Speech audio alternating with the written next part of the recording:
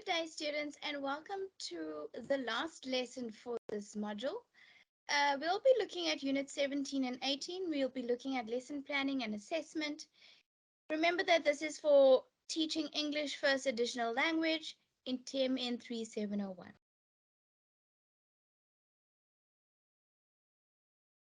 Right, so we always start off by looking at what CAP says. So the teaching plan should indicate the minimum content that is required to be covered. There is a sequence in the CAPS document. It is only an indication of how long it might take to cover certain content. Okay, so bearing in mind, don't take this as, as it is written in stone, but consider and, adapt and adjust as you go along.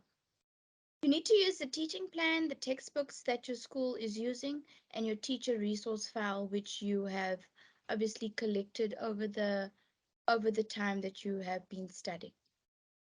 CAPS also recommends that you use content that is contextual to your environment. So ensure that you are teaching, content that fits with your classroom and fits with the students' classroom.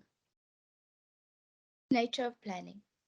Right, so you'll get two kinds of planning, long-term planning and short-term planning. Long-term involves planning for the whole year or for the whole term. From this, you can decide what content, resources, and activities will be used in that term or in that year. Find an example of this in your study guide on page 198 to page 205, and then you may resume the video. Right, now you are aware of what long-term planning is and have reviewed it on pages 198 to page 205. We are now going to talk about short-term planning. Here you decide the objective or the aim for each specific lesson. We always plan in a 2-week cycle. Use the long-term planner to assist and guide your 2-week cycles. Find an example of this in your study guide on page 207 to 212. And you can also find a template on 219. Right. Before continuing with this lesson, please make sure you go and revise the long-term planner as well as the short-term planning.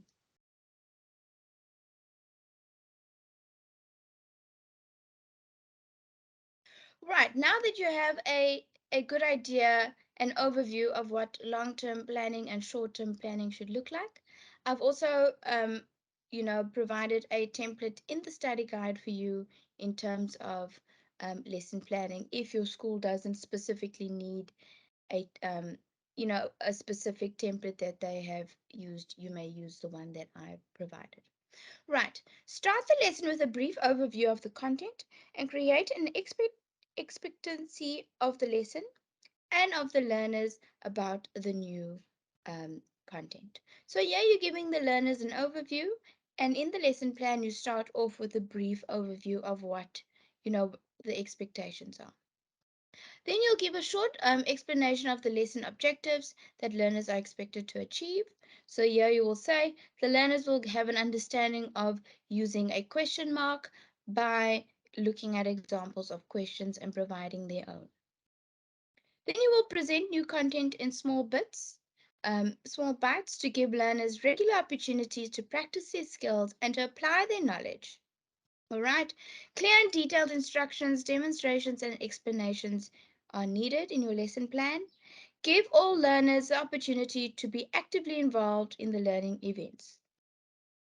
Ensure that you state that in your lesson plan how your students are going to be actively involved. Assess continuously during teaching by regularly asking questions to check for understanding. Guide and support learners to apply knowledge. Okay, so remember, you also need to look at the levels of thinking and make sure that your lesson covers a wide variety of levels. Present feedback and systematically explain and clear up any misconceptions that may have appeared during the lesson. You should also provide some homework activities and some space for you as the teacher to reflect on the lesson so that next year you can improve your practice. Right, here is another lesson plan template. And I'm showing you this for this reason, okay? There is a template in the study guide, but it is important to note that as a teacher, you do get different kinds of templates, okay? The one in the study guide is not the be end or the end all, and it is not the, written in stone that you have to follow that one. You can adjust and change your lesson plan according to your expectations of your school and according to how you're going to teach, so your teaching style. Okay, so here instead of objectives, they have targets, learning skills, materials or resources. Then explain and scope of the task. So here they don't have an introduction, a middle, or end. Here they kind of just have, what they will be explaining and how. Lesson activities, evaluate instead of assessment, and then homework or take home assessment. So it's important to remember that, lesson plans can change and they can be adapted according to your teaching style or your expectations as a teacher.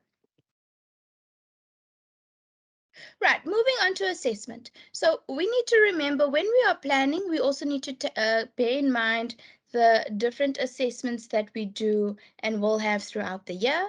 So remember that assessment is obviously not something that happens at the end of the year. It should happen at the end of, every term, midterm, end of every theme, and on a daily basis. Okay? So we have the baseline, the formative, and the summative. Okay? Review and revise when it is suitable to have these assessments within the school year.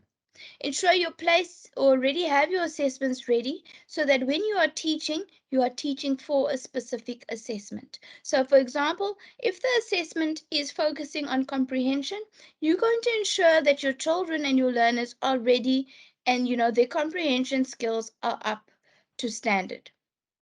Assessment for languages, right? Of course, we need to assess listening skills, oral competence, participation, and writing. Okay, so this should be continuously assessed.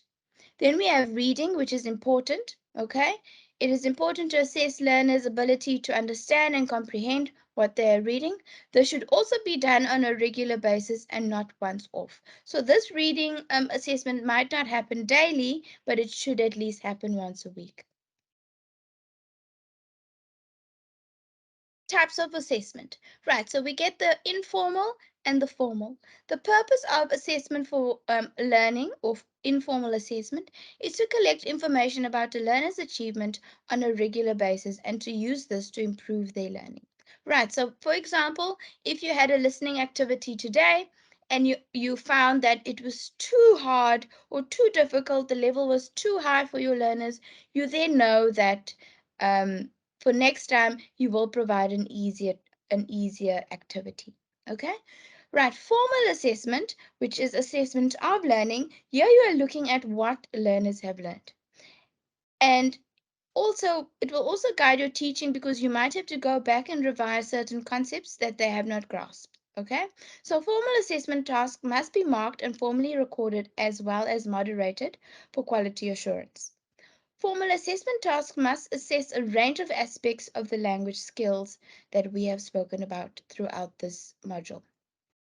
The formal program of assessment in grade 4 to 6 includes 7 tasks, which make up 70% of the promotion mark.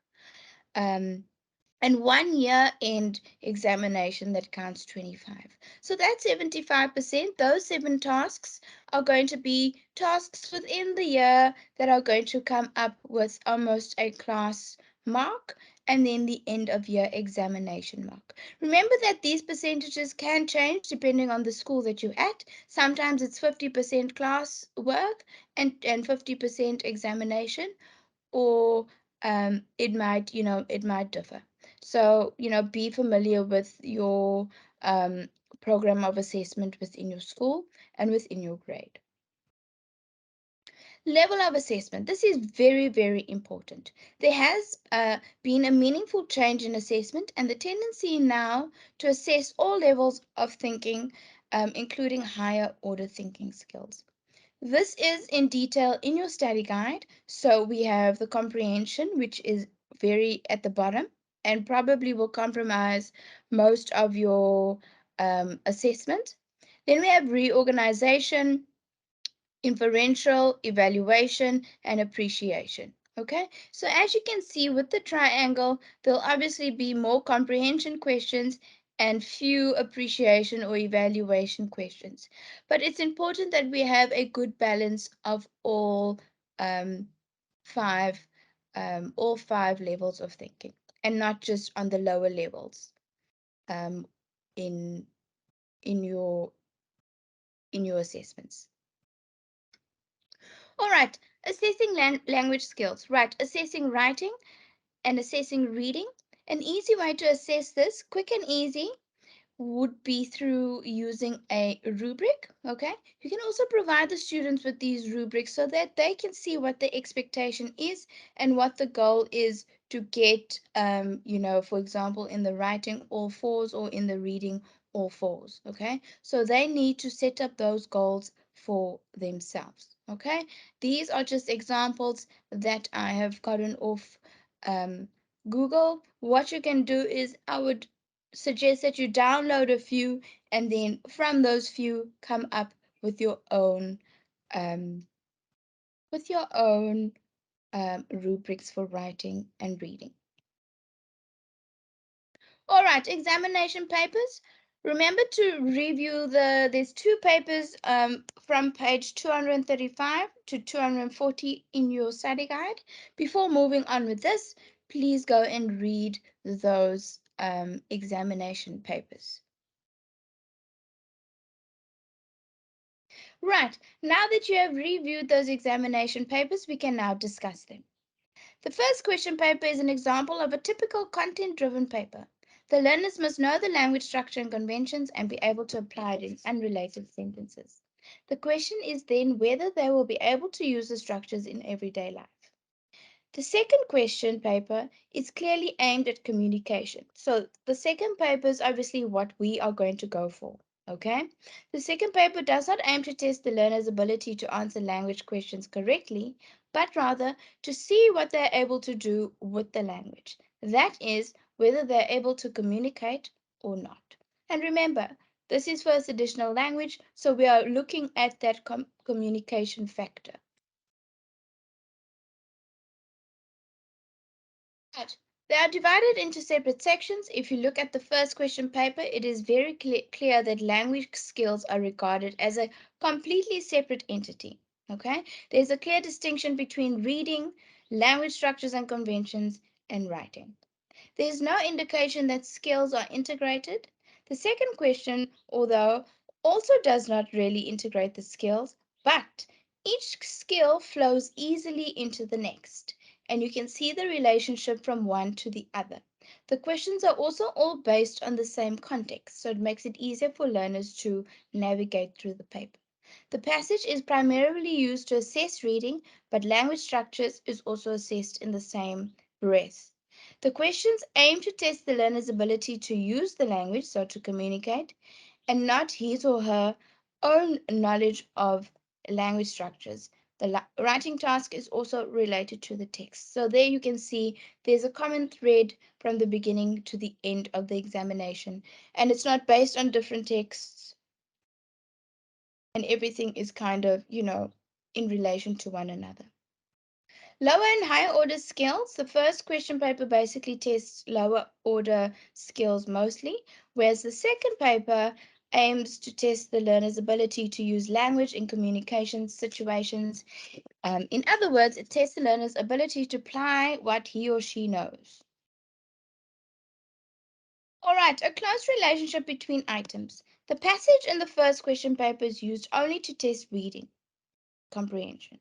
The questions about the language structures and conventions are based on unrelated sentences. So what I would do is ensure that the comprehension questions and the language questions are based on the same text.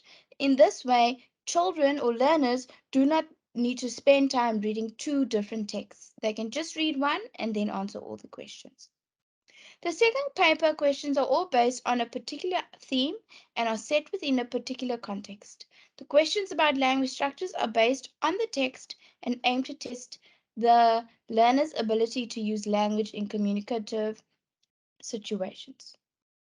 Okay, topics are for written tasks. The topics are given in the first question are unrelated, artificial, very broad, and do not allow learners to write about real life situations. Okay, so it's important that we, think about where the context in which our learners are and provide situations for them to write about that are relevant to them. Okay. So the topics in the second question paper are aimed at a specific target group. Place the learners in a particular situation, create the desire to communicate, and set within a specific context, and give learners a framework in which they can work with. Okay? Young learners, particularly, um, first additional language learners, need such a framework, and each picture can be translated into a paragraph. So, for a writing task, you can provide a picture from the comprehension that you provided and ask learners to explain what is happening in the picture or give a specific question that they need to answer in a paragraph sort of setting. Okay, so that's important to consider during your examination. Thank you, students, and good luck. I wish you all the best with your up and coming examination for this module. Please look out for the tutorial 201, which will have some feedback regarding your um, assignments that you completed, as well as some brief information about the exam. I look forward to hearing from you, and all the best.